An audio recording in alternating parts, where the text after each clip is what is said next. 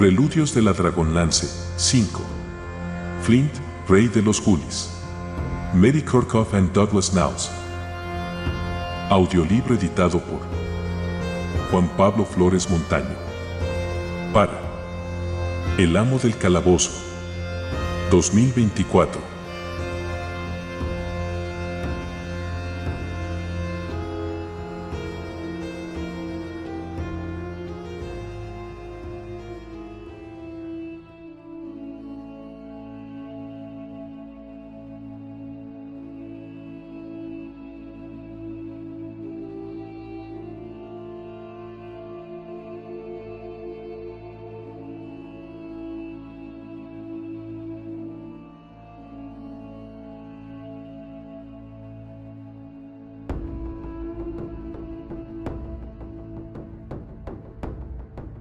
Séptima parte.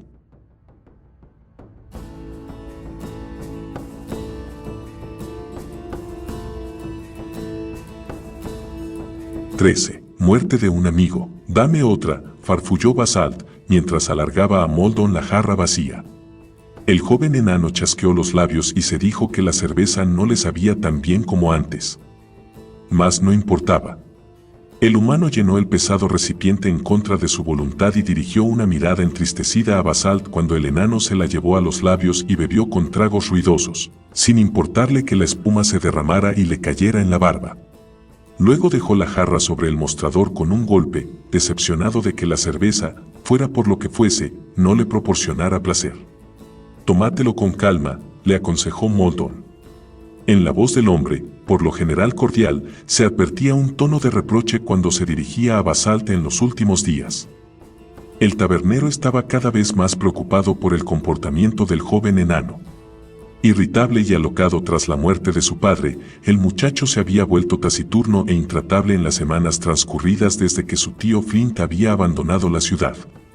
Desde su regreso del túnel de los Taywar, Basalt no había hecho otra cosa que hundirse en la autocompasión. Un nuevo odio hacia los enanos de las montañas por la muerte de su padre y de su tío, combinado con una desesperante sensación de impotencia, lo hacían sentirse como un animal atrapado. Tenía la certeza de que no podía confiar en nadie y sabía que, en caso de hacerlo, nadie creería la disparatada historia de la desaparición de Flint y el asesinato de su padre. Era, y siempre lo sería, un despreciable borracho. Oye, Hildy tiene que hacer algunas entregas esta tarde. Sé que le vendría bien un poco de ayuda, aventuró el tabernero, mientras Basalt daba cuenta de la cerveza restante. Va. No querrás saber nada de mí. Moldon advirtió que el timbre despectivo implícito en la voz de Basalt estaba dirigido contra sí mismo. Bueno, seguro que no querrás saber nada de ti si persistes en tratarla de tan mala manera como haces contigo mismo. Yo tampoco querré tener trato contigo. Espetó el tabernero, quien se volvió a atender los encargos de otros clientes mientras Basalt contemplaba con fijeza los restos de espuma adheridos al interior de la jarra. Por último, se puso de pie y se encaminó hacia la puerta, salió al exterior y buscó con la mirada la franja larga y marrón de la calzada del paso. La nieve, teñida de rojo y púrpura por la luz del atardecer, cubría los montes circundantes con un manto prístino que contrastaba con el parche embarrado que era Casacolina. Hubo un tiempo en que la comunidad enana se habría sumido en una soñolienta inactividad bajo la capa invernal, en que sus residentes se habrían sentido satisfechos con aguardar la llegada de la primavera. Pero ahora, en el anochecer de un día de principios de invierno, la ciudad bullía de energía bajo la gélida luz mortecina. Los martillos golpeaban en las forjas, los caballos tiraban de las carretas sobre un pringoso barrizal espeso. Los comerciantes disponían con ansiedad sus productos para abastecer a los derros que preparaban el regreso a Torvardin. Basalt pensó regresar a casa, pero la imagen de su adusto tío Ruberick lo hizo cambiar de idea. Ruberick no cesaba de saherirlo por beber. De hecho, cuanto más groseramente se comportaba el enano más joven, más persistentes se hacían las quejas del de mayor edad. La casa familiar, un lugar donde imperaba la incomunicación y la sensación de culpabilidad desde la muerte de Eilmar, ahora semejaba un nido de enemigos y Basalt no se sentía con ánimos de afrontar la situación. En consecuencia, el joven tomó asiento en los amplios peldaños de acceso a la taberna, sin importarle el aire gélido que soplaba en el valle. En cierto modo, dado su depresivo estado de ánimo, el viento helado casi le parecía un amigo que compartiera sus problemas y desdichas. Mientras estaba sentado, con la barbilla apoyada en las palmas de las manos y la mirada prendida en el suelo, atisbó el movimiento de un carro pequeño y familiar que transitaba bamboleante por la embarrada calleja. Como Moldon había previsto, Hildy transportaba más barriles desde la fábrica de cerveza. Por un breve momento, mejoró su humor al ver a la joven enana, pero entonces recordó de pronto las indirectas sutiles de Hildy y sus no tan sutiles palabras de ánimo para que se dedicara a alguna actividad, cualquier actividad, según sus propias palabras, más útil que sentarse en la taberna. Basalt, dominado por la vergüenza, se levantó de los escalones y se agazapó tras la esquina del edificio para no ser visto, a pesar de sentirse infantil por proceder de aquel modo. La humillación le aconsejaba marcharse por el callejón y no parar de andar, pero su corazón opinaba de otro modo y lo hizo detenerse cuando daba el primer paso.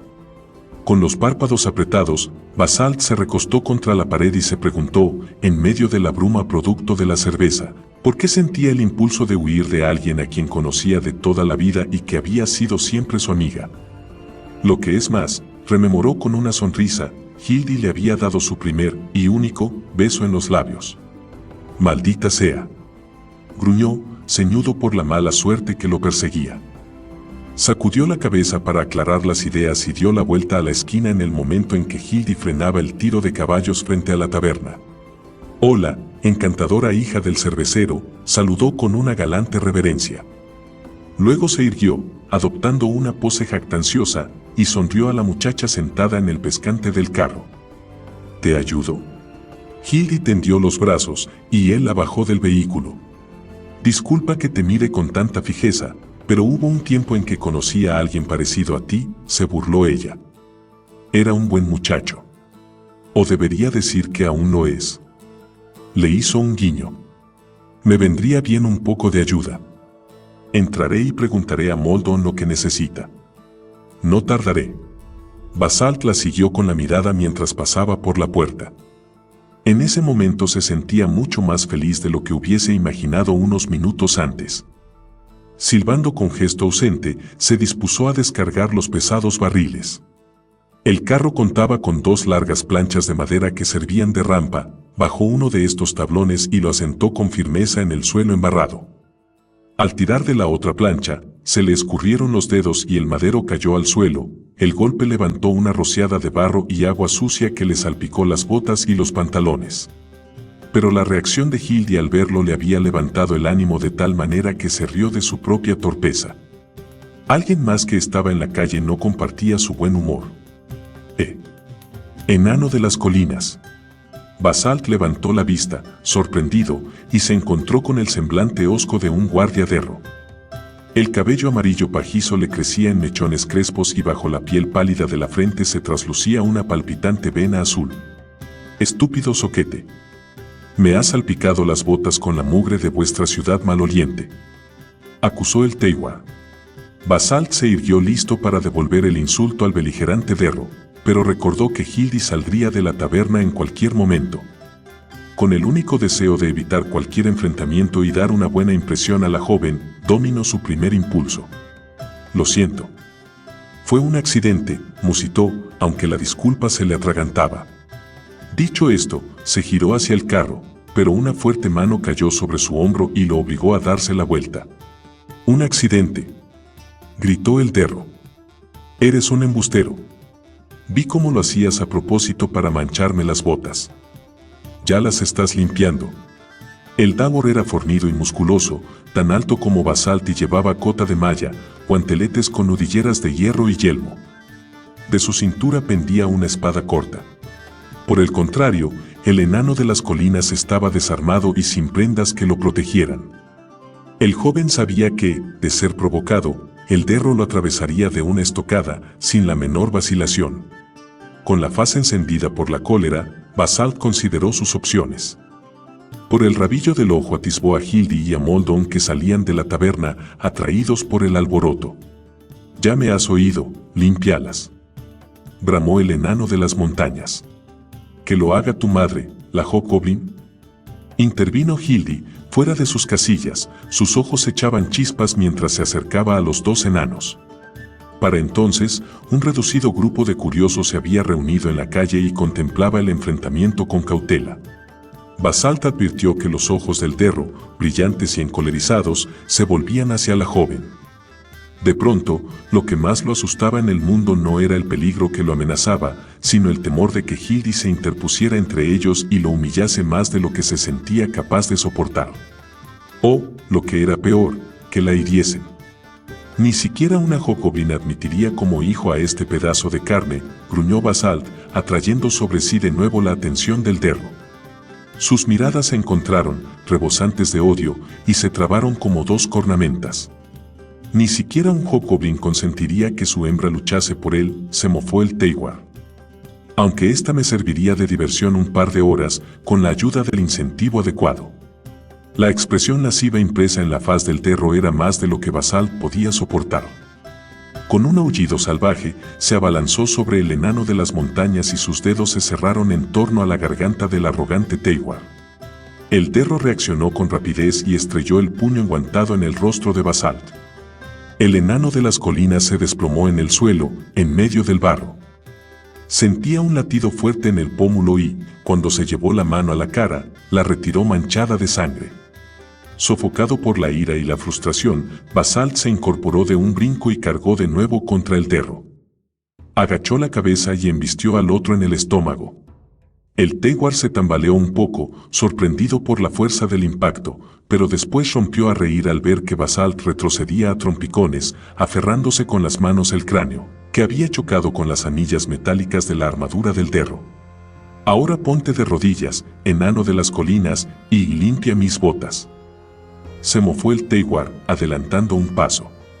Mas la alta figura de Moldon se interpuso entre ambos. Ya está bien. El humano contempló con fijeza al Derro, una expresión de cólera y desprecio se plasmó en su semblante. ¿Qué pretendes, viejo?, demandó el guardia, mientras retrocedía un paso, con una mirada feroz. Vete de aquí, antes de que el asunto llegue demasiado lejos, advirtió Moldon. Alzó las manos, como si fuera a apartar de un empujón al Derro.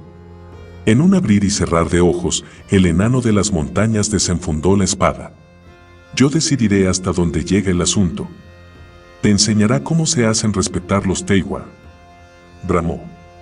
La afilada punta del acero se disparó hacia adelante, atravesó delantal y camisa y se hundió limpia, profundamente, entre las costillas. Moldon retrocedió, con las manos agarrotadas sobre el pecho. Dirigió una mirada incrédula al rosetón púrpura que brotaba en el delantal y extendía sus pétalos brillantes bajo sus dedos crispados.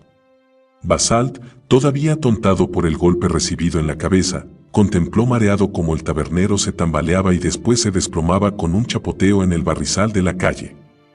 Hildy lanzó un grito, se arrodilló junto al cuerpo tendido y posó sobre su regazo la cabeza del hombre.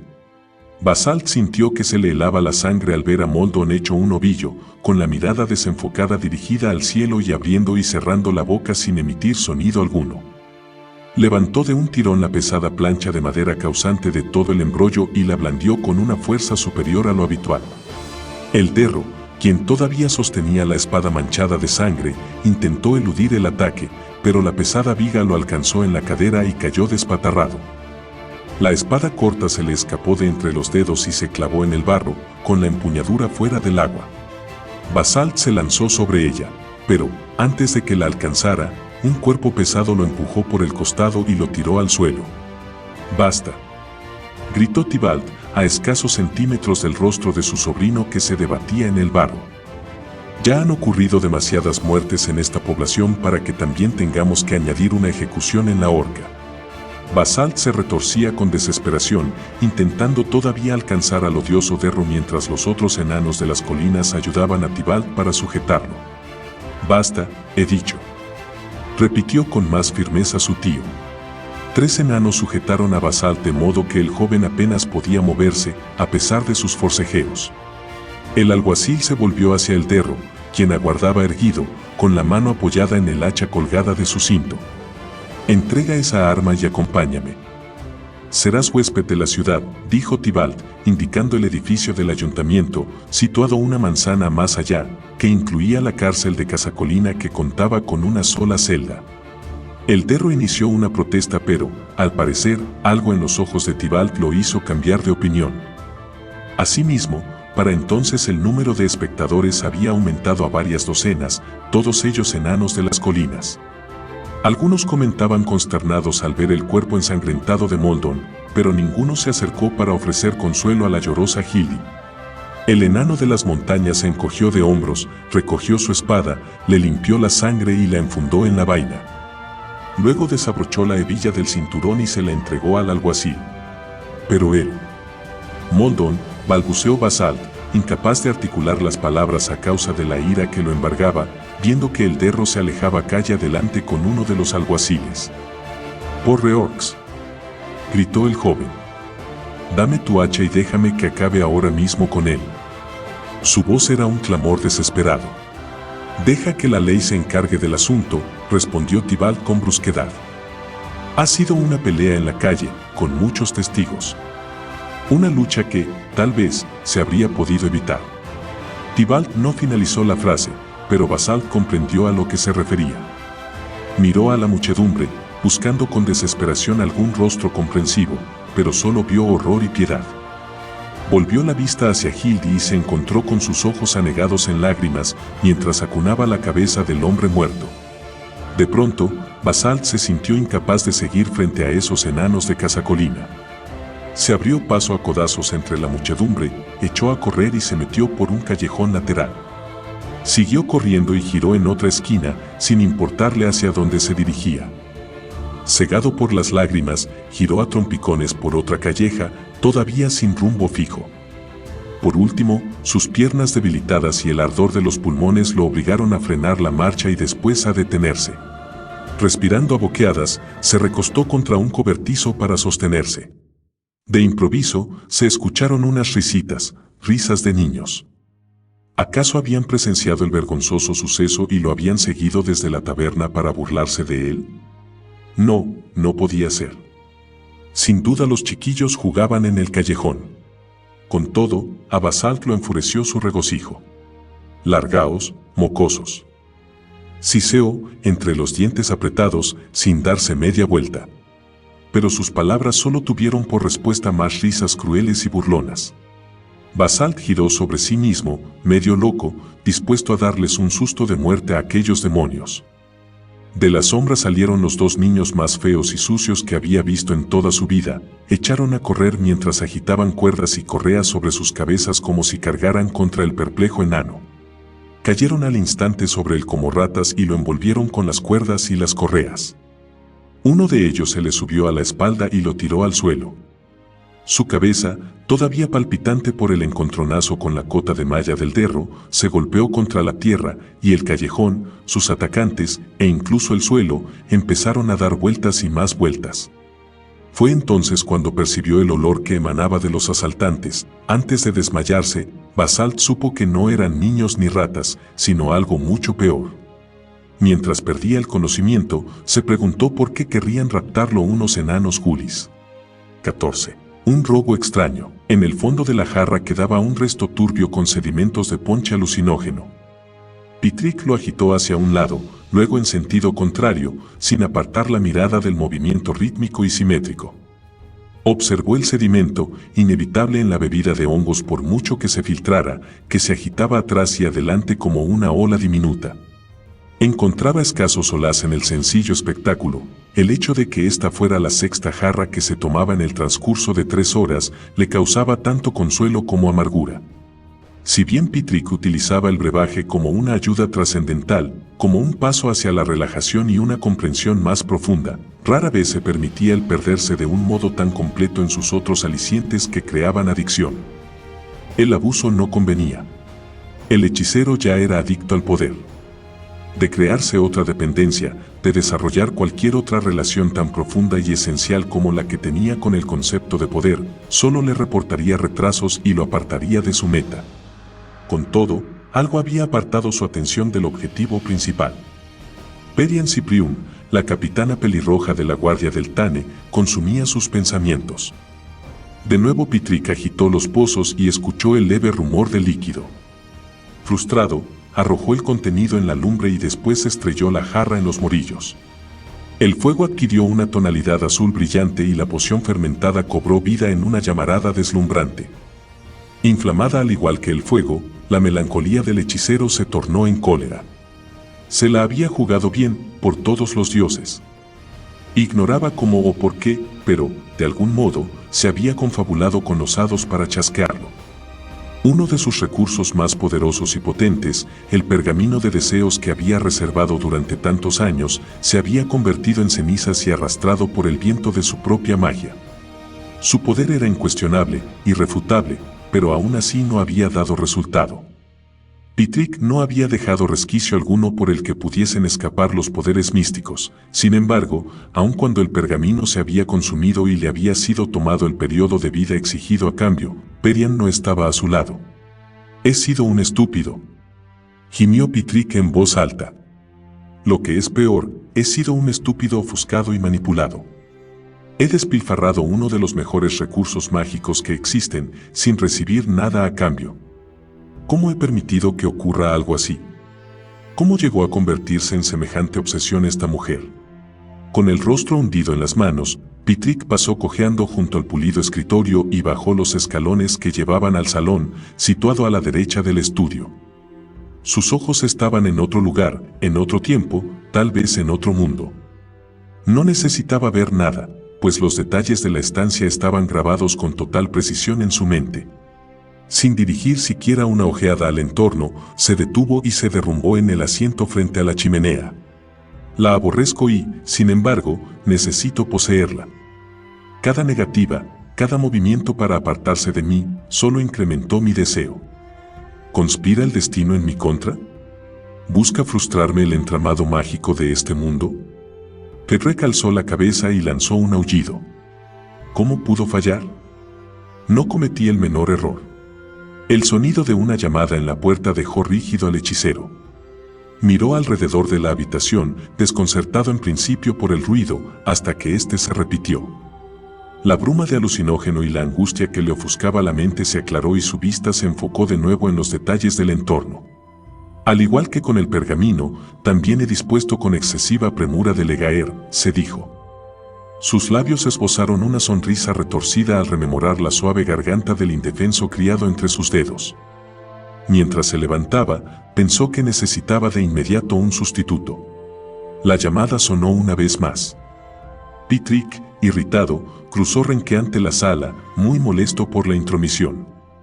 Hizo una pausa, considerando la posibilidad de no responder, pero decidió que una cara nueva podría ser entretenido. «¿Qué ocurre?», inquirió, a la vez que abría con brusquedad la pesada puerta. Su aparición sorprendió al guardia vestido con la armadura negra de la casa de la guardia que aguardaba al otro lado. El desconcertado soldado se puso firme y se quedó en el umbral, sin saber qué hacer a continuación. Pitrick alzó la mano hacia el amuleto de 5 cabezas, pero, antes de cogerlo, cambió de idea y retiró la mano. Después de todo, el guardia estaba allí por alguna razón. «¿Tienes algún mensaje, zoquete?», preguntó Pitrick. Sentía una corriente de aire frío en los pies. Sabía que, de permanecer abierta la puerta, la agradable temperatura de sus aposentos se enfriaría. «Me envían de los suburbios norte, Excelencia. El oficial en servicio solicita que vayáis allí en cuanto os sea posible». «¿Por qué?», inquirió, mientras pensaba que eso no era normal. «Hemos capturado a un agar, Excelencia. El oficial de guardia cree que deberíais verlo». Pitrick adivinó por el timbre de voz que el guardia estaba asustado. Sin duda pensaba que transmitir tan trivial requerimiento al imprevisible consejero del Tane era jugar con la muerte. El hechicero disfrutaba con aquella faceta de su reputación. «¿Por qué se me molesta con algo tan trivial? No me importan las raterías de los enanos Julis. Proceded del modo habitual y acabad con el asunto, a no ser que haya algo más que yo deba saber y que todavía no me has dicho». Para entonces, el mensajero transpiraba con profusión. Bajo el ajustado yelmo sentía resbalarle por el cuello reguerillos de sudor. «Sí, Excelencia», balbuceó el guardia. Aún he de comunicaros que el lagar estaba robando algo de vuestra propiedad. Intentaba irrumpir en vuestras plantaciones privadas. Pitrick estaba desconcertado. Este incidente, en cualquier caso, no tenía mayor relevancia. Las plantaciones de los suburbios eran el área de producción de alimentos más importante de Thorvaldin y los Agar se infiltraban en la zona de tanto en tanto para robar algunas cosas. Por regla general, recogían desperdicios, en consecuencia, robar comida era algo inusual, pero no lo bastante importante como para que fuera requerida su presencia. Con todo, el frío empezaba a adueñarse de los aposentos y su mente estaba acuciada por ideas delirantes. Tal vez un poco de diversión con un Agar le levantara el ánimo, pensó. «Puedes marcharte», dijo al guardia y acto seguido le cerró la puerta en las narices. Tras inhalar hondo, Pitrick tocó el anillo al mismo tiempo que evocaba en su mente el puesto de guardia, en el límite de los suburbios norte. Un instante después, se encontraba en aquel preciso lugar. «Bien. ¿Dónde está el oficial de guardia?» Varios soldados retrocedieron perplejos ante su súbita aparición y levantaron las armas. Acto seguido reconocieron al consejero del Tane y se pusieron firmes. Un sargento adelantó un paso y señaló con un gesto de la mano, sin pronunciar palabra, la dirección en que se hallaba el oficial. Sin más preámbulos, Pitrick se encaminó túnel adelante, arrastrando la pierna tullida tras él. Los suburbios eran un laberinto gigantesco de pasadizos y grutas en donde se cultivaban campos de hongos y musgo, los alimentos básicos de los enanos subterráneos, que crecían en abundancia. En los suburbios se encontraban también grandes estanques donde se criaban truchas y otros peces de agua fría. Distintas clases de abonos, procedentes de las colmas, se extendían por todo el área a fin de proveer de nutrientes el suelo pobre y poco profundo. Sumidas en una oscuridad perpetua, las plantaciones estaban cargadas de un aire fétido y llevaban en su interior la impronta de poder y riqueza ilimitada de la tierra en todas sus manifestaciones de vida. Al cabo de unos momentos, el consejero del Tane divisó al indefenso prisionero, atado y tumbado en el suelo de la caverna. «Lo cogimos cuando entraba en una de vuestras posesiones, Excelencia», le informó uno de los derros. «Ya lo sé», lo interrumpió el hechicero. «¿Eres el oficial de guardia? Si no es así, ve a buscarlo y que se presente aquí de inmediato». El soldado echó a correr y giró en la esquina del túnel. Pitrick dedicó una mirada indiferente al Agar tumbado en el suelo. Caminó alrededor del prisionero, cuya mirada lo seguía como la de un pájaro hipnotizado por una serpiente. En el momento en que Pitrick completaba la vuelta, el oficial de guardia se acercó y lo saludó. «Explícame qué tiene de importante esta patética criatura», exigió el consejero. El oficial estaba admirablemente tranquilo. «Lo capturamos cuando intentaba entrar en una de vuestras plantaciones, Excelencia. Por regla general, no le habríamos dado mayor importancia al hecho de apresar a un enano gully, pero este en particular daba la impresión de que buscaba algo específico. De forma habitual se limitan a rebuscar entre los desperdicios y los montones de abono, en las zonas más alejadas de los suburbios, casi nunca se acercan tanto». Pitrick miró con fijeza al Agar y observó sus raídas ropas. El enano gully esbozó una sonrisa vacilante que mostró varios huecos en su dentadura. Por respuesta, el hechicero le propinó una bofetada. «Hiciste bien al avisarme», dijo el jorobado al oficial. El derro reaccionó ante el elogio del consejero, si no con placer, sí con una sensación perceptible de alivio. «Dame más información. ¿Qué hay en esa plantación?» «Hojas de musgo para fumar, Excelencia. Para ser preciso, la clase conocida por azul de suburbios norte, vuestra cosecha privada. En primer lugar, el hecho de que el gully estuviese ya era de por sí bastante extraño, pero que intentase robar hojas de tabaco en lugar de comida no tiene explicación. Por eso os llamé, Excelencia. Pensé que deberíais saberlo». «Desde luego». Pitrick clavó la mirada en el Agar y vio que el semblante del hombrecillo palidecía. ¿Por qué querría robar un enano gully hojas de tabaco? ¿Y por qué esta clase de hojas en particular? El azul de suburbios norte de Pitrick tenía fama de ser lo mejor de Thorvaldin, pero solo entre los aficionados familiarizados con la selección más fina en la cosecha. El Agar gimió y se retorció al tiempo que miraba a su alrededor en busca de algún rostro amistoso. Cuando Petrek habló, su voz sonó suave como la seda y tranquilizó al tembloroso Gully. «Así que, ¿te apetecía fumar, eh?» El hechicero sonrió, aunque se esforzó, su gesto no fue más que una mueca. «Me causa un gran placer conocer a un Gully de gustos tan refinados. ¿Por qué te gusta tanto?» El ágara estrechó los ojos y lo miró aterrado, tratando por todos los medios de comprender la pregunta. «¿Gustar tanto? ¿Qué?», preguntó por último. «Las hojas, azul de Suburbios Norte, por supuesto», respondió Pitrick, simulando sorpresa. «Tú las fumas, ¿verdad?». La mente del hechicero hervía. Se imaginaba sus manos cerrándose en torno al cuello del indefenso enano Gully, apretando poco a poco mientras el hombrecillo se retorcía. Concibió una docena de finales deliciosos para la inútil criatura y se preguntó por un instante cuál de ellos elegiría. Sabía que, llegado el momento, la respuesta llegaría por sí misma. El desdentado Agar lo contempló desconcertado durante un momento. Luego, como un rayo de sol que se abre paso entre densos nubarrones, una sonrisa de comprensión iluminó sus facciones.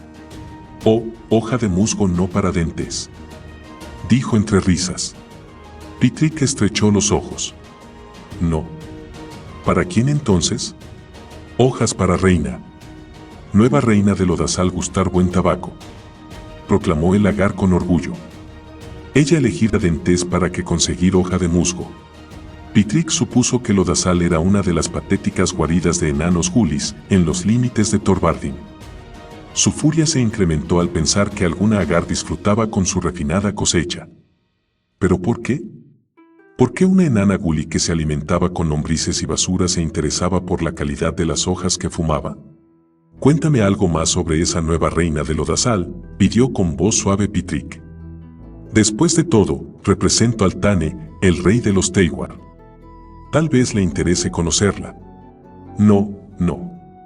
Reina ya tener rey. Pero Tane poder visitar. Nosotros preparar gran fiesta para reina Perillana, rey Flunk y Tane». «¿Hace mucho que Perillana y Flunk son vuestros soberanos?». «Oh, sí. 2 días. Quizá más. Rey y reina descender por Barrizal, como anunciar, porquería. Ellos bajar a Lodazal hace 2 días». El Agar hablaba ahora sin reservas, contento de compartir sus conocimientos con estos Teiwar. «Dime qué aspecto tiene la reina Perillana», ordenó Pitrick. Sus párpados se entornaron hasta quedar convertidos en una estrecha rendija. «Estará muy gorda y cubierta de verrugas, ¿verdad?». «Oh, no. Reina muy hermosa. Ella grande, con nariz de tamaño bueno y cabello rojo como hierro oxidado». Dentes alzó la mirada, esperando que su explicación hubiese complacido al grotesco Derro. Pitrick se dio media vuelta, tenía los ojos desorbitados, la mente enardecida. Los guardias Derros retrocedieron, asustados por la expresión de su cara. Las piezas del rompecabezas empezaban a encajar. La reina Perillana, que no podía ser otra que Perian, con su cabello rojo y su predilección por el azul de Suburbios Norte, había descendido hasta ellos hacía 2 días, junto con un rey, Flint. Obviamente, había creído que sería divertido robarlo de su reserva privada y hacerlo pasar por tonto. Claro, ahora entendía por qué había fracasado el hechizo. Su planteamiento había sido perfecto, pero pedía que Perian regresara al mundo de los vivos y ella no había muerto.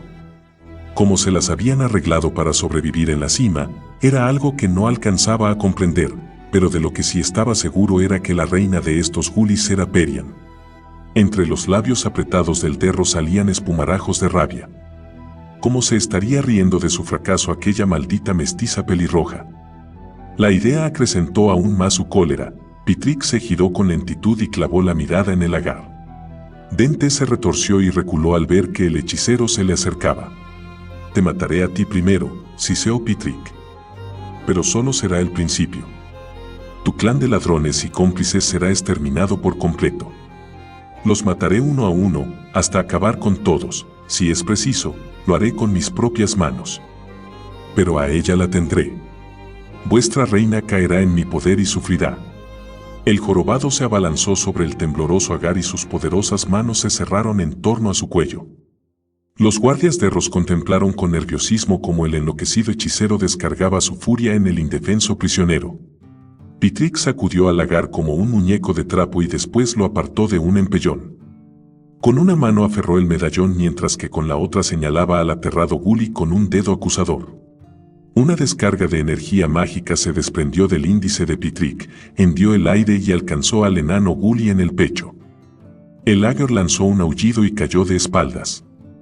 Una y otra vez, la energía mágica chisporroteó y con fuerza brutal descargó sus rayos restallantes sobre el pequeño cuerpo. Con el tercer impacto el lagar ya estaba muerto y su cuerpo humeaba. Aún así, Pitrick lanzó otras 2 descargas sobre el patético cadáver. Algo más calmado en apariencia, el hechicero se apartó de su víctima. He de atender asuntos importantes, bramó, atrayendo de nuevo sobre sí la atención de los guardias de Ross reunidos, quienes formaron un nervioso círculo a su alrededor y escucharon, huelga decir, muy atentos. No se dará parte de este incidente a nadie. Controlaré personalmente la situación y os garantizo que, si se os escapa una sola palabra de lo ocurrido, me encargaré de que todos vosotros, todos, repito, paguéis por ese desliz. Contáis con nuestra discreción, excelencia, aseguró el oficial de guardia. Nadie lo sabrá. Nadie. Muy bien. Regresad a vuestros puestos y olvidad lo acaecido hoy. Pitrick rozó el anillo de acero a la par que evocaba en su mente la cima donde había visto a Perian y a Flint por última vez. En un abrir y cerrar de ojos, el jorobado desapareció de los suburbios norte. En el mismo instante se materializó al borde del foso de la bestia. Sus ojos se estrecharon al otear la lóbrega y profunda cima. ¿Cabía la posibilidad de que las 2 víctimas hubiesen sobrevivido a la caída en este oscuro agujero húmedo? Se inclinaba a dar crédito a la historia contada por el lagar muerto. Los nuevos reyes de los enanos Gulis tenían que ser las 2 personas que él suponía muertas. De ser así, este nuevo plazo de vida estaba próximo a expirar, pensó, no sin cierto humor. Pitrick estudió con detenimiento el foso. Era obvio que debía de existir algún tipo de pasaje por el que habían escapado hasta llegar al lodazal. El hechicero esbozó una sonrisa al pensar en ese nombre. Tal vez Perian se mostrase agradecida por ser rescatada de semejante lugar. En lo referente al enano de las colinas. Bien, tenía a su disposición infinidad de conjuros que se encargarían de él de manera definitiva. Pero primero Pitrick necesitaba encontrar el pasadizo que los había conducido a una seguridad temporal y ello significaba explorar el foso de la bestia. El anillo teleportador, si bien le resultaba muy útil para cualquier desplazamiento en los confines de Torvardin e incluso lo transportaba a lugares tan lejanos como Sankshen, en el caso presente no le servía de nada. Solo podía llevarlo a los sitios en los que había estado con anterioridad. Si intentaba teleportarse al lodazal sin conocer su localización exacta, corría el riesgo de materializarse en pleno corazón de la montaña, o algo peor. Para esta misión necesitaba otro medio de desplazamiento. Y sus conjuros podían procurárselo. Pitrick metió la mano en el saquillo colgado del cinturón y sacó una pequeña pluma. La hizo girar entre sus dedos al tiempo que pronunciaba las palabras de un hechizo sencillo. Después, dio un paso hacia el agujero de la cima. Con los brazos extendidos, el hechicero se entregó a la sensación emocionante del conjuro de vuelo. Descendió un corto trecho, luego se remontó como una flecha y de nuevo se zambulló en las profundidades de la cima. Debajo de él divisó un pozo negro de lodo y cieno, allí se movía algo y supo que se encontraba en la guarida de la bestia. Trazando un giro, Pitrick hendió velozmente el aire a lo largo del tortuoso canal que formaban las paredes del foso. En algún lugar de esta caverna se encontraba el pasaje hacia la guarida de los enanos Gulis. El jorobado juró que no descansaría hasta hallarlo. Escuchó tras él un sonido suave y desconocido. Pitrick hizo un alto y flotó un momento mientras volvía la mirada hacia la boca de la cima. Atisbó un movimiento en las profundidades y, por un instante, el corazón dejó de latirle al ver por vez primera el tamaño monstruoso de la bestia. La criatura se deslizaba en su dirección, primero empujaba parte de su cuerpo segmentado hacia adelante y después arrastraba la otra mitad. La bestia avanzó cual una babosa gigante, agitando frente a ella aquellos tentáculos largos y restallantes. De encontrarme en la situación de Perian y Flint y la bestia me persiguiera, huiría por este lado, razonó Pitrick. Si encontraron una vía de escape, tuvo que ser aquí, cerca del extremo más alejado de la caverna, puesto que es el único sitio donde dispondrían de tiempo suficiente para examinar las paredes. Sin embargo, el hechicero no encontró nada. De pronto se le ocurrió una idea. Sus enemigos no volaban, sino que caminaban. En consecuencia, su perspectiva era distinta. Pitrick descendió al suelo de la caverna y allí, justo frente a él, divisó una grieta por la que se colaba luz. Estaba casi taponada por un peñasco desprendido. Al acercarse más a ella, vio que conducía a alguna parte. Incluso le llegaban sonidos apagados del otro lado. Así es como escaparon de mí, rezongó para sí. Se acercó más a fin de escuchar mejor y distinguió los sonidos de vítores y aplausos. Yo les daré una razón para gritar, se mofó. Luego se remontó 8 o 9 metros en el aire y se quedó flotando mientras reflexionaba. ¿Cuál de sus hechizos resultaría más efectivo? Lo primordial era apoderarse de Perian y después asegurarse de que el enano de las colinas, Fireforge, no volviera a molestarlo jamás. Consideró la posibilidad de transformarlo en un caracol o destrozarlo con un dardo de fuego. Cuanto más pensaba en ello, tanto más crecía su regocijo y, mientras reía alborozado, la bestia se aproximaba más. Para cuando la forma viscosa y reptante del monstruo llegó al lugar donde flotaba el hechicero, Pitrick reía a carcajadas. Sería estúpido atacar Lodazal solo, cuando tenía tan a mano algo que lo ayudaría en su tarea. Los tentáculos de la bestia se dispararon a lo alto, y Pitrick lanzó un aullido cuando uno de ellos le rozó el pie. Ascendió con rapidez y desde su nueva posición examinó la pared de la gruta. Sabía que, en alguna parte, al otro lado de ese muro, se hallaban Lodazal y sus víctimas. La estrecha grieta era el único conducto que comunicaba el foso de la bestia con Lodazal, pero a Pitrick no le resultaría difícil ensancharla. Bajo él, el monstruo lanzó un nuevo ataque. Sus tentáculos tantearon el aire a ciegas, algunos se alzaban a lo alto en tanto que otros rebuscaban por el túnel. «Permíteme», siseó el deforme enano. Su mano derecha se cerró sobre el amuleto, mientras sus ojos contemplaban con fijeza la pared de la gruta, aquel muro que se interponía entre el monstruo y los enanos gulis. «Road Goe Craxfield». Pitrick pronunció las palabras del conjuro con voz firme. El amuleto emitió el familiar resplandor azulado que se expandió entre sus dedos. El hechicero alzó la mano izquierda y señaló la pared con un ademán. La fuerza mágica se disparó y traspasó la superficie rocosa, el poderoso hechizo alteró y manipuló la piedra como si fuese barro. En la pared se acumuló humedad que resbaló por la estremecida superficie como gotas de sudor. Poco a poco, la roca se alabeó y reblandeció. De súbito, cedió a la presión y reventó como un tomate maduro. Pitrick soltó una risita aguda al ver desplomarse un torrente de barro y piedra sobre esta primera gruta y la siguiente. Entonces, la bestia percibió el efluvio de docenas de presas vulnerables y se lanzó a través del borboteante cieno de la hendidura que conducía a Lodazal. 15. La coronación, ¿más hongos?, inquirió Numskull, poniendo bajo las narices de sus recién coronados monarcas una bandeja repleta de aromáticas setas. «Estoy que reviento», contestó Flint, a la vez que cruzaba las manos sobre el vientre y se recostaba en los mullidos cojines de musgo. «El escaso hueco que me queda en el estómago lo reservo para esas chuletas que estás asando». Numskull siente lo de la carne, se disculpó el lagar, con la mirada prendida en sus zapatos. Al otro lado de la enorme gruta se había instalado sobre las ascuas de una hoguera una enorme lanza de acero en la que se habían clavado grandes chuletas de cerdo que rezumaban jugo sobre el fuego con un siseo que abría el apetito, si bien el sonido era apenas perceptible en medio del alboroto por la celebración de la coronación. En su nueva, oficial y magnífica designación como mejor cocinero y sumo chamán de Lodazal, el título más largo y, en consecuencia, el más importante de la comunidad, Numskull había tenido un serio descuido en su cometido al no recordar que tenía que encender el fuego para cocinar, hasta un buen rato después de que hubiese dado comienzo la fiesta. Ello había retrasado de manera considerable el asado de la carne. También había afectado el comportamiento de Numskull, que se mostraba asquerosamente solícito con Flint y Perian. Por el momento, sin embargo, Flint no echaba en falta la carne, estaba tan lleno que no podría comer un bocado más. Toda la comida servida durante el banquete había sido muy buena y, lo que es más, abundante. Al haber vivido toda su vida en la superficie, Flint no se había imaginado que existiera tanta variedad de alimentos en el mundo subterráneo. Las especialidades degustadas hasta el momento incluían setas condimentadas, pescado crudo y cocinado, patatas y hojas de líquen.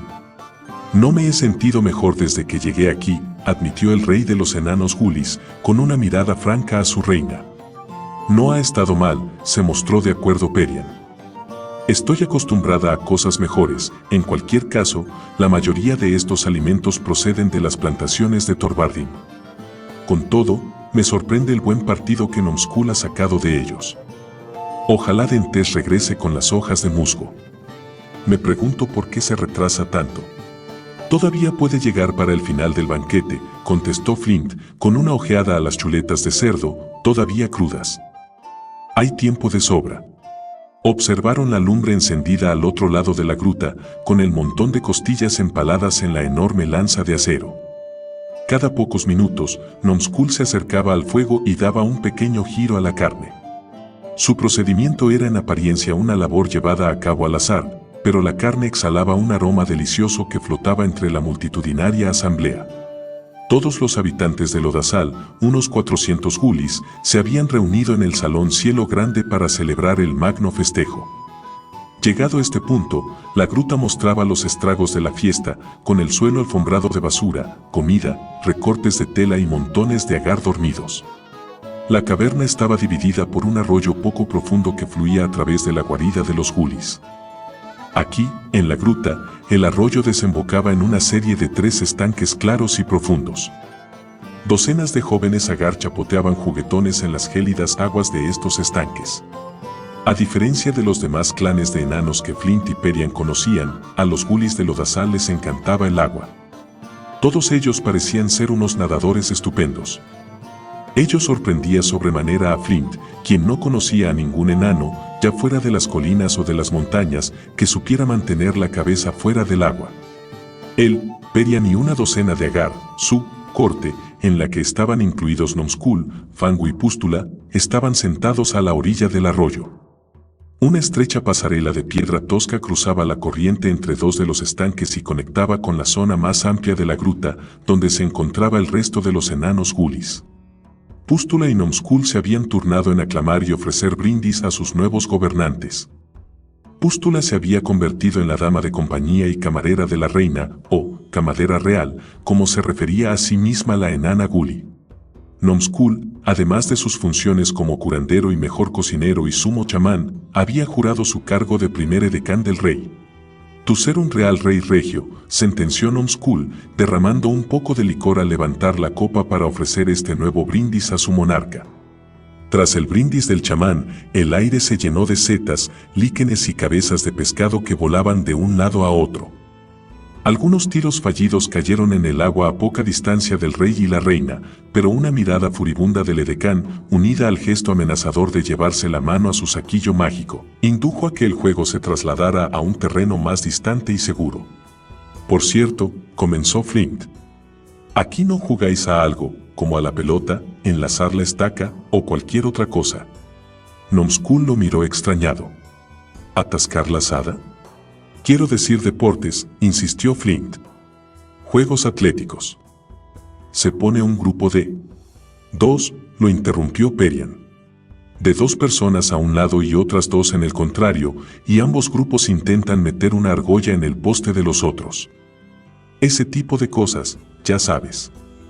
O cualquier otro espectáculo más organizado que este, vale todo». «Agarpulta», gritó Nomskull, a la par que brincaba de contento. «Rey querer enterten, estrete, bueno, divertir. Tu ver ahora». El excitado enano se volvió hacia la multitud y pidió a voz en grito: «Agarpultores, venid aquí. Rápido, rápido, rápido». De inmediato, la multitud se convirtió en una masa agitada de enanos gulis que empujaban desde todos los rincones de la gruta para converger frente a la pasarela de piedra. «A ti gustar», sonrió Nomskull. «Nosotros aprender observando a los Teiwar cuando practicar guerra». Los gulis se reunieron en equipos y de pronto empezaron a formar pirámides de cuerpos arrodillados, un total de 10 enanos encaramados en 4 filas. Otros Agar se quedaron detrás, agazapados y preparados para cargar con todas sus fuerzas contra las pirámides creadas por sus compañeros. A la orden de Numskull, estos últimos se lanzaron a todo correr hacia adelante y saltaron a lo alto de las pirámides, con lo que todos los gulis apilados se tambalearon y salieron disparados por el aire. El ímpetu de la caída arrojó al enano que estaba en la cúspide a través de la gruta a una velocidad considerable hasta que se estrelló contra una multitud de espectadores. Flint estalló en carcajadas al ver a los enanos Gullies caer rodando unos sobre otros y volar por el aire agitando brazos y piernas a la par que chillaban con toda la fuerza de sus pulmones. Alguien se lastimará por hacer esto, musitó Perian. Oh, anímate, replicó Flint. Estos hombrecillos tienen el cráneo más duro que la mejor armadura de Tutane. Desde luego, así debía de ser, concluyó para sí Perian, al observar a un par de Agar que chocaban con violencia contra la pared de la caverna, caían al suelo y se incorporaban de un brinco, sonrientes. ¿Dónde dijiste que aprendisteis este deporte?, preguntó Flint a Numskull entre carcajada y carcajada. El chamán se hinchó de orgullo. Nosotros entrar a untadillas en gran salón, caminar de puncillas, sin ruido, y ver a los Tewar romper paredes con máquinas, cacapultas. Un nombre estúpido, pues arrojar piedras, no cacas. Pero parecer divertido, así que nosotros hacer agarpulta. Se refiere al campo de tiro de las catapultas, explicó Perian, perpleja. El ejército del Tane hace prácticas con parte del equipo pesado de asalto, en una caverna inmensa situada en el segundo nivel. Practican con dianas pintadas en las paredes. Sin embargo, me sorprende que los gulis lo hayan visto. Esa gruta está muy distante de aquí. A Flint le pareció advertir un brillo de admiración en los ojos de Perian cuando observaba atenta a Numskull, quien se limitó a esbozar una sonrisa bobalicona. Con las lágrimas de regocijo deslizándose por sus mejillas, Flint contempló al Agar más rechoncho de cuantos había visto hasta él, momento lanzarse desde lo alto de una agarpulta e intentar dar una vuelta de campana en el aire. Pero, en lugar de doblarse sobre sí mismo para dar la voltereta, salió disparado por el aire despatarrado, boca arriba, y acabó por estrellarse con un chapoteo contra la pared más alejada. Luego resbaló y se zambulló en un charco de barro. ¿Chapoteo? ¿Charco de barro? Algo puso en alerta a Flint, que escudriñó la pared opuesta con los ojos entrecerrados a fin de precisar los detalles. Dio un codazo a Perian y señaló con el índice. ¿Qué demonios ocurre allí? La pared tiene un aspecto, reblandecido, como si borboteara. Perian miró hacia donde Flint señalaba y dio un respingo. Vio que la pared rocosa se hacía de pronto un espeso barrizal que se desmoronaba poco a poco. La estrecha brecha que conducía al foso de la bestia se ensanchaba y su estructura pétrea se derretía como mantequilla. Se viene abajo. Al punto se había puesto de pie y gritaba, tenemos que sacar a todo el mundo de aquí ahora mismo. Los enanos gulis proseguían con su juego de agarpultar por doquier, alegres, sin advertir el peligro inminente. Flint se incorporó también de un brinco y agarró a Perian por el codo, sin dar crédito a sus ojos. Eso no es un derrumbe, gruñó. La pared se está derritiendo como un metal en la fragua. La gruta que se conecta con el foso de la bestia se encuentra tras ese muro, susurró Perian.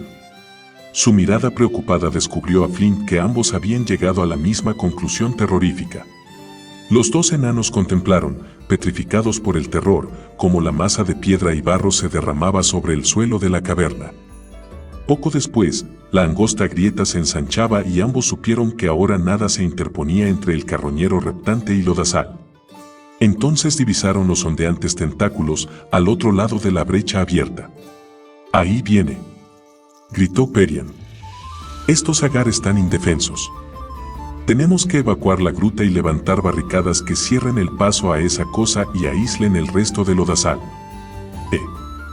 Bestia, fuera, volver a tu casa», reprendió Numskull al horrendo monstruo que asomaba al otro extremo de la inmensa gruta mientras se incorporaba de un salto. Otros Agar se volvieron y prorrumpieron en gritos de enfado, temor o confusión al ver a la bestia reptante. La descomunal forma del carroñero se deslizaba a través de un agujero redondo de unos 4 metros de diámetro y agitaba hambriento los largos tentáculos. Si no sacamos enseguida a los Agar de aquí, habrá una estampida. Con un gesco instintivo, Flint se llevó la mano al cinturón, donde debería encontrarse su hacha, pero sus dedos solo hallaron vacío. Maldijo al destino que lo había traído a esta gruta sin contar siquiera con Trance, la daga oxidada, para defender su reino. Los chillidos y los gritos se propagaron por el salón Cielo Grande y los Agar salieron corriendo en todas direcciones. Algunos, más por azar que a propósito, se encaminaron hacia el salón del Torno, que era el nuevo nombre que los Gulis daban a los aposentos de Flint y Perian, y hacia otras zonas del lodazal.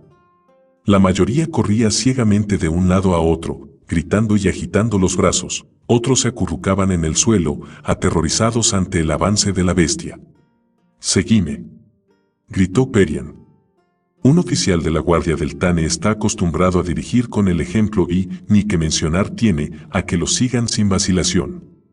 La joven asió un cuchillo y se encaminó a toda velocidad hacia el puente de piedra, dispuesta a enfrentarse con el monstruo personalmente. «Ide al salón del Torno». La voz de Flint era un rugido atronador. Aún así, el sonido se perdió en el aterrado griterío de cientos de Agar. Algunos de sus súbditos más próximos oyeron la orden y se dirigieron a las salidas, pero en la caverna reinaba un caos generalizado. Flint agarró a Pústula por el cuello de la túnica. La enana manejaba un largo trinchete combado. «Pústula, mírame», ordenó Flint. «Di a todos que vayan al salón del Torno. Que todo el mundo se dirija al salón del Torno». La enana contempló a Flint un momento con expresión estúpida, pero él la agarró por los brazos hasta ver que el miedo desaparecía de sus ojos y entonces la sacudió con vigor. Le cogió el trinchete y la hizo dar media vuelta. De inmediato, Pústula empezó a empujar a los Gulis en dirección a las salidas. Una cosa resuelta, pensó Flint. El enano volvió la atención a lo que ocurría al otro extremo de la gruta y vio que varios Agar corrían ciegamente hacia la bestia para, un momento después, recibir el golpe de los ondeantes tentáculos y quedar paralizados. Los pequeños cuerpos se desplomaron en el suelo, mas, por fortuna, el carroñero no se detuvo para devorarlos de inmediato. Flint esperó que no tuviera una segunda oportunidad para intentarlo más tarde. Pero ¿cómo podían hacer frente al enorme monstruo segmentado?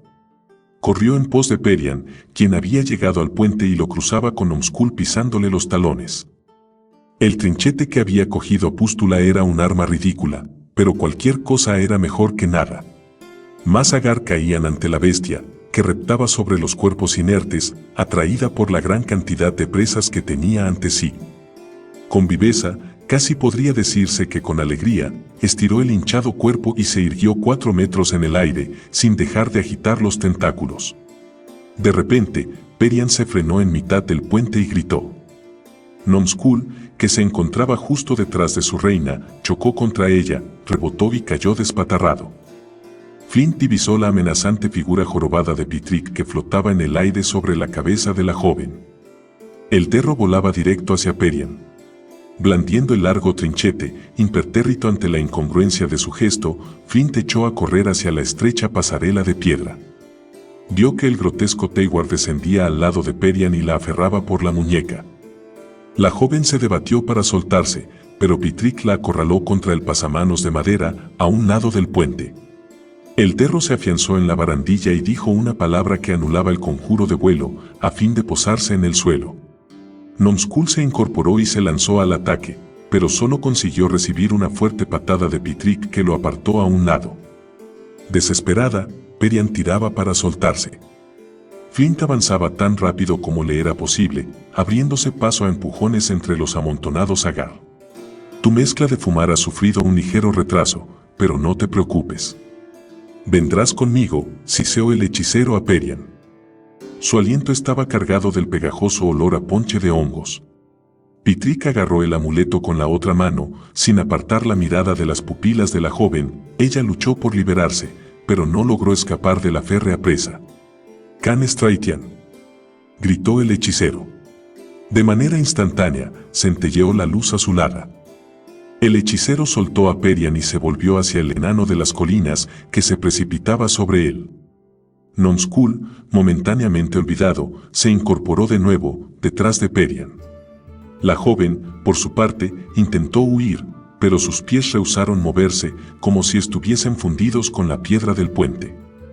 Trató de volverse, de abrir la boca para gritar, pero se encontró paralizada por la magia. Con una mirada de pánico, luchó contra el hechizo, pero la magia de Pitrick la había inmovilizado por completo. Ha llegado su turno, gruñó el Teiwar, cuyos desmesurados ojos contemplaban a Flint con una mirada demente. Los dedos del jorobado apretaron el amuleto, a la par que levantaba la otra mano y apuntaba a su oponente con un huesudo índice.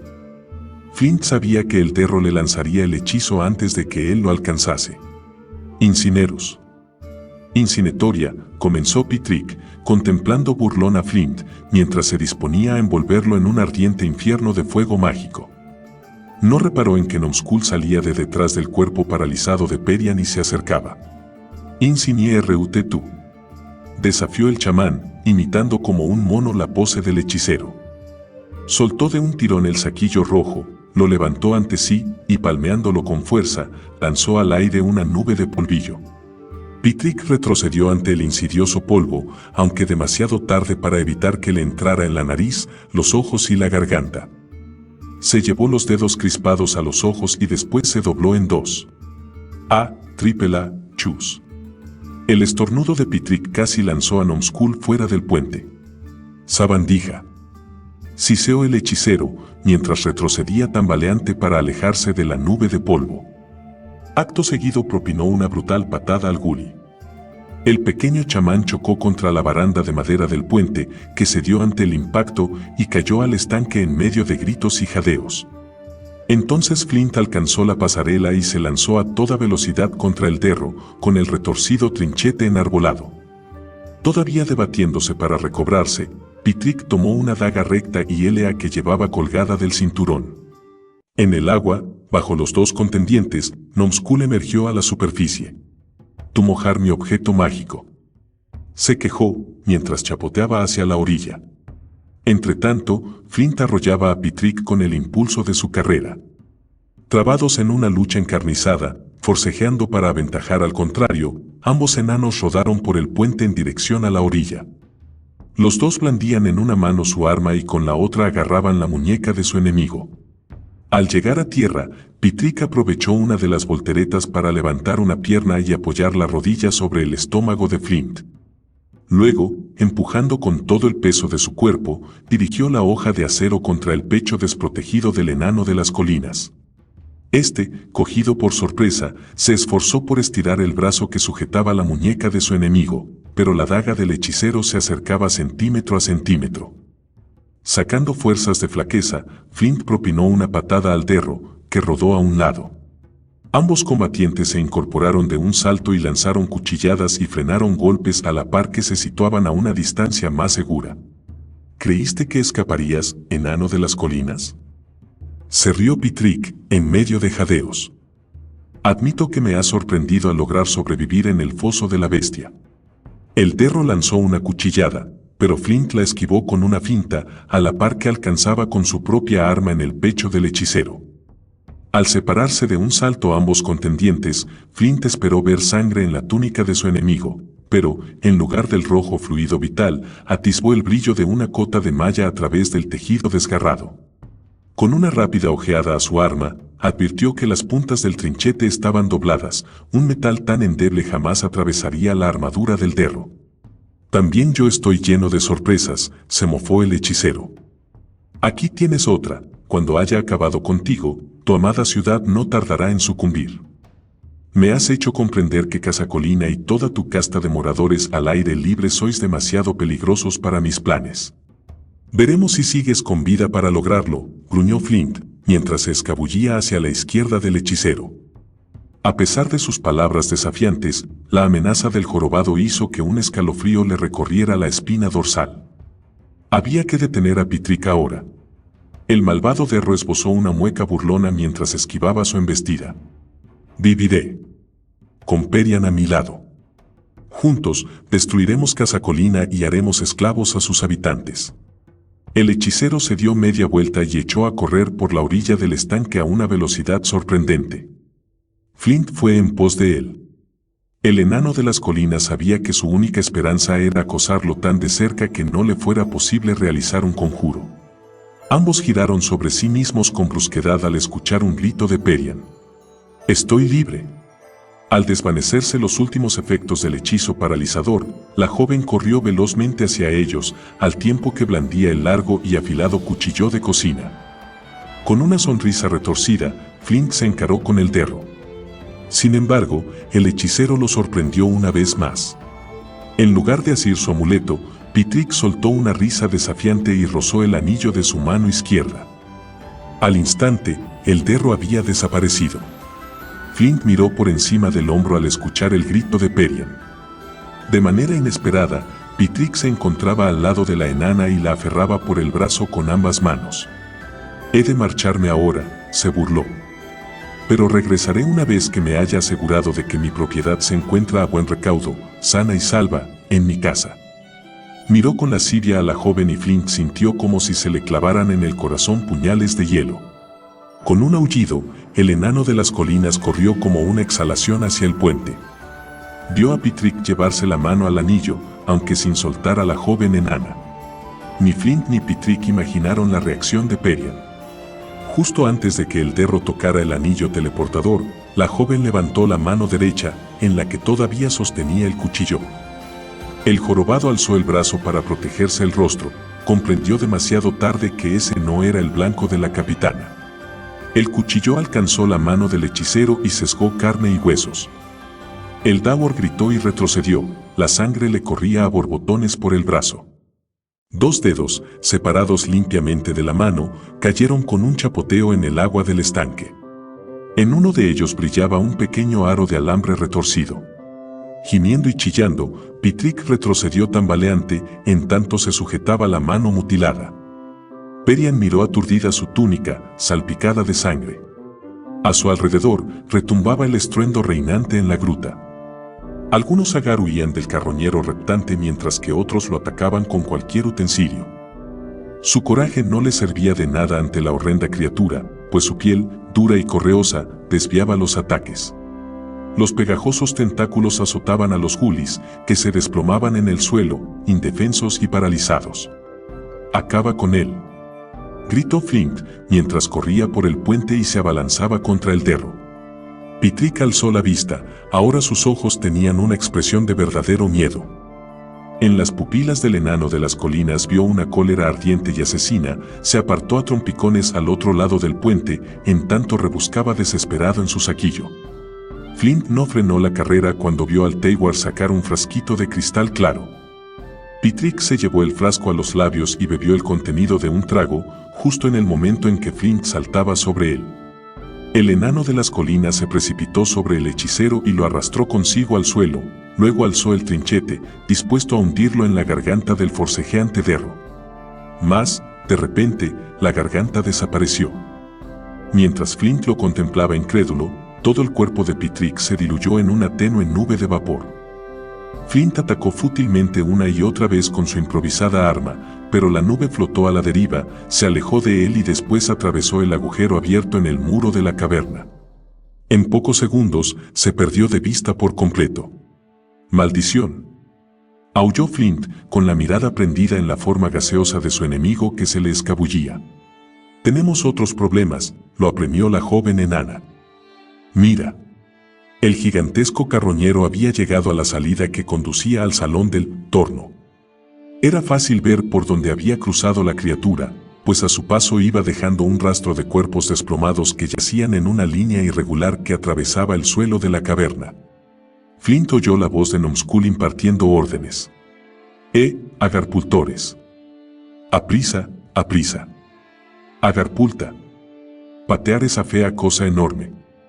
Pultar, pultar, pultar. Varios equipos de enanos Julis se agruparon frente a la bestia. Formaron sus pirámides y se lanzaron contra el carroñero, sin importarles el peligro. No estaba muy claro lo que pretendían llevar a cabo, pero la atención del monstruo estaba volcada por completo en los cuerpos que volaban sobre su cabeza y se estrellaban contra la pared de la gruta. Flint cruzó la caverna a la carrera, mientras animaba enfebrecido a los agarpultores, si conseguían distraer a la bestia el tiempo suficiente. ¿Qué haría? Su mirada fue del trinchete que manejaba al inmenso carroñero, arrojó a un lado el utensilio. Entonces se fijó en la carne que chisporroteaba sobre el fuego, empalada en la larga lanza de acero. Flint vaciló un instante. Por Reorx, aquellas chuletas olían estupendamente y estaban casi en su punto. La boca se le hizo agua mientras apartaba de la lumbre la lanza, cuya parte central estaba al rojo vivo. La dejó caer al punto, pues el acero le quemó las manos. Se despojó del jubón y se lo enrolló en las manos, después agarró de nuevo la lanza, cargada con varias docenas de chuletas. Si se entretenía en quitar la carne, perdería un tiempo precioso. «¡Saltad! ¡Más rápido!», oyó gritar a Perian, que dirigía a los erráticos agarpultores contra su diana. Otros cuantos súbditos de Flint volaron por el aire, esta vez con más puntería, y chocaron contra la erguida criatura. No la hirieron, pero sí lograron atraer su atención. Al ver las dificultades de Flint para manejar la lanza, Perian se apresuró a reunirse con él. Entre los dos la levantaron y rodearon con precaución al monstruo. La cabeza de la bestia, semejante a la de una babosa, continuaba fija en los agar que volaban y chillaban. «Ahora», bramó Flint. Los dos enanos embistieron a toda carrera, con la lanza, aún cargada de chuletas, levantada a la altura de los hombros. La punta acerada alcanzó al carroñero en una de las zonas donde se unía su cuerpo segmentado, a unos palmos de la cabeza. El carroñero se revolvió al instante, pero los dos enanos se giraron con agilidad en la misma dirección a fin de eludir los tentáculos paralizantes. «Empuja», gruñó Perian. Hundieron más el arma en las entrañas de la vil criatura. De la herida brotó un pus azulado que impregnó las chuletas atravesadas en el mango de acero conforme la lanza se hincaba más hondo en el cuerpo repugnante. El carroñero se retorció y, con un estremecimiento, se derrumbó en el suelo al fallarle las patas. Sus convulsiones perdieron fuerza mientras Perian y Flint hundían y giraban el arma a fin de alcanzar algún órgano vital. Por fin, tras un último espasmo, el monstruo se quedó inmóvil. Alrededor de los dos enanos, yacían infinidad de gulis paralizados por los tentáculos del carroñero o atontados por los impactos al lanzarse contra él. Flint estaba cubierto de cortes y magulladuras de su enfrentamiento con Pitrick, así como las quemaduras producidas por la ardiente lanza. Las manos y las ropas de Perian estaban salpicadas de la sangre del hechicero. Exhaustos, los dos enanos se miraron en silencio. «Me asusté cuando Pitrick te agarró. Temí que te llevara y que yo fuese incapaz de evitarlo». Flint bajó la vista al suelo, luego miró de nuevo el rostro de la joven. «Me alegro de», la tomó en sus brazos y la apretó contra su pecho. «También yo me alegro», susurró Perian, mientras acercaba su rostro al suyo y lo besaba en los labios. El corazón del enano latió desenfrenado, con más fuerza que cuando Pitrick amenazaba su vida. Y, entonces, de improviso, apartó los brazos de la joven y se separó de ella. «No puede ser», dijo con voz ronca. «Somos diferentes, por dentro y por fuera, y no hay esperanza para una relación entre nosotros». «Eso no puedes saberlo», protestó ella, tendiéndole los brazos. Él retrocedió otro paso. «Lo sé».